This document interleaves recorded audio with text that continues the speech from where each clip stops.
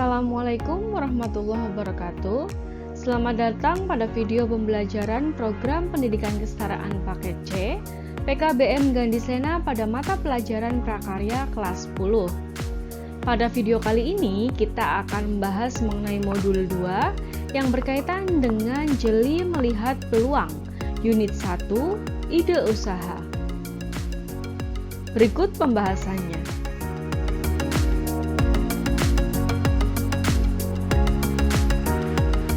Ruang lingkup usaha. Yang pertama adalah pangan agraris. Ruang lingkup yang pertama ini mencakup berbagai kegiatan kewirausahaan yang ada pada sektor pertanian, perkebunan, dan kehutanan. Yang kedua adalah pangan peternakan.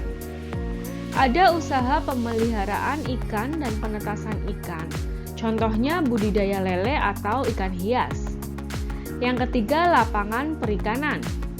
Misalnya saja usaha pengembangbiakan burung atau unggas, dan ada juga usaha peternakan bangsa binatang menyusui seperti kambing dan sapi. Yang keempat, lapangan perindustrian dan pengrajinan. Ada industri besar, menengah, dan kecil. Kemudian untuk kategori terakhir, pengrajin dibagi menjadi beberapa usaha, yaitu pengolahan hasil pertanian, perikanan, dan kehutanan.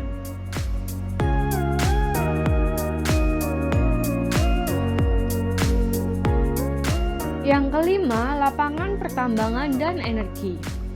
Contohnya yaitu pengusaha yang beroperasi dalam tambang batu bara, minyak bumi, dan masih banyak contoh yang lainnya. Yang keenam, lapangan perdagangan. Ada pedagang besar, menengah, dan kecil seperti pengusaha toko kelontong atau lainnya. Yang ketujuh, lapangan pemberi jasa. Ada pedagang perantara, koperasi, pengusaha angkutan, pemberi kredit atau perbankan, pengusaha biro jasa travel pariwisata, pengusaha hotel dan restoran, pengusaha asuransi, perbengkelan, tata busana, pergudangan, dan lain sebagainya. Jadi, ruang lingkup usaha itu luas sekali di lapangan. Setiap hari, di lingkungan kita pasti akan menemukan masyarakat berusaha atau berwirausaha, karena pada hakikatnya manusia harus bertahan hidup.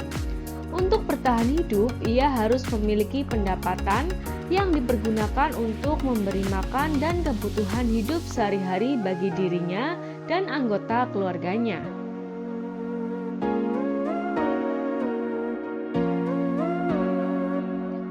Analisa sederhana peluang usaha. Memilih dan menetapkan jenis usaha atau wirausaha sebaiknya terlebih dahulu melakukan pemetaan peluang usaha.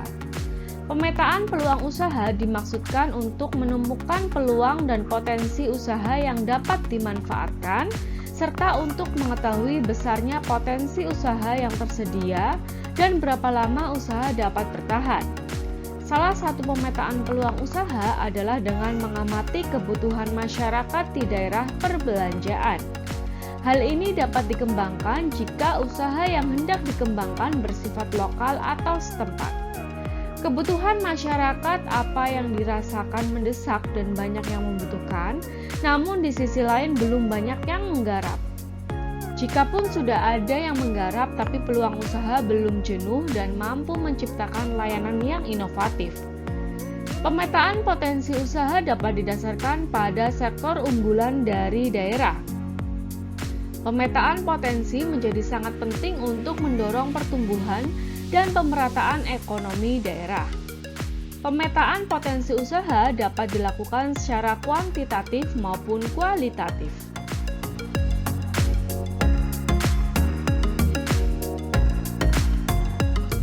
Tahap ini biasanya akan agak memakan waktu karena begitu banyak barang yang bisa Anda jual, namun tingkat persaingan juga harus diperhatikan.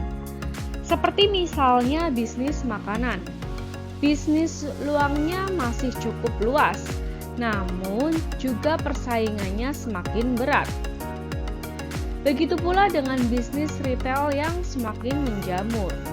Banyak pebisnis yang mengalami kegagalan karena tidak bisa membaca peta persaingan. Dunia bisnis itu sama dengan dunia kerja.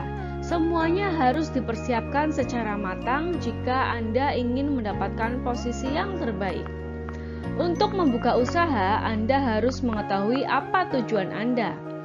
Jangan membuka usaha hanya karena ikutan tren atau suruhan dari orang lain. Hal paling penting adalah niat dari dalam hati, dan Anda harus tahu apa tujuan Anda. Misalnya, Anda ingin sukses dalam berwirausaha, sehingga tidak meminta uang terus dari orang tua. Atau misalnya, Anda berwirausaha untuk persiapan di masa depan. Tekad seperti ini penting agar Anda lebih termotivasi untuk menjalankan usaha Anda secara lebih serius.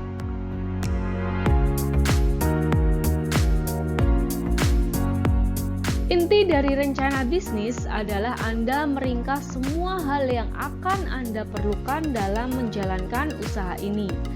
Tidak peduli apakah usaha yang akan Anda jalankan tergolong kecil, menengah, atau besar, Anda tetap harus membuat rencana bisnis yang matang. Ini juga untuk mengetahui aliran dana. Apakah usaha Anda ada kerjasama dengan pihak lain? Jika ada kawan yang ingin menggelontorkan dana untuk usaha Anda, catat juga itu. Pokoknya, semua hal yang Anda perlukan untuk menjalankan usaha harus tercatat di dalam rencana bisnis tersebut. Apa saja yang harus tercantum di dalam rencana bisnis? Paling tidak harus ada konsep usaha, deskripsi usaha, strategi pemasaran, analisis kompetitor, pengembangan, operasi, dan pengelolaan keuangan.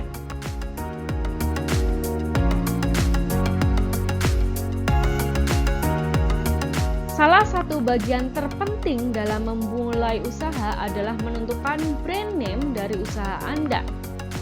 Di sini dituntut kreativitas Anda untuk menciptakan nama dan brand unik dan mudah diingat orang. Anda boleh saja memakai brand misalnya sate kambing Pak Yanto, gulai kambing Bu Ngatiem, atau sejenisnya. Namun, apakah ini akan sesuai dengan konsep bisnis Anda? Atau Anda memilih nama-nama yang unik seperti guambing atau gulai kuambing, ayam setan, atau es kunti? Pemilihan brand harus diperhatikan secara baik-baik, karena itu akan menjadi identitas dagangan atau layanan yang Anda tawarkan. Selain brand, logo juga harus diperhatikan plus tagline. Ketiganya merupakan satu kesatuan yang tidak bisa dipisahkan. Bagian ini juga biasanya paling menyita waktu saat memulai usaha, namun jalani saja dengan santai. Tidak usah terburu-buru karena inspirasi tidak bisa dikejar. Buat produk dan tentukan strategi pemasaran. Setelah semua konsep telah tertulis dengan jelas, saatnya ambil keputusan. Buatlah produk seperti yang telah direncanakan sebelumnya dan pasarkan dengan sebaik-baiknya untuk meningkatkan konversi penjualan. Demikian pembahasan mengenai modul 2 unit 1. Kami dari PKBM Gandhi Sena mengucapkan terima kasih. Sampai jumpa pada video-video pembelajaran berikutnya. Wassalamualaikum warahmatullahi wabarakatuh.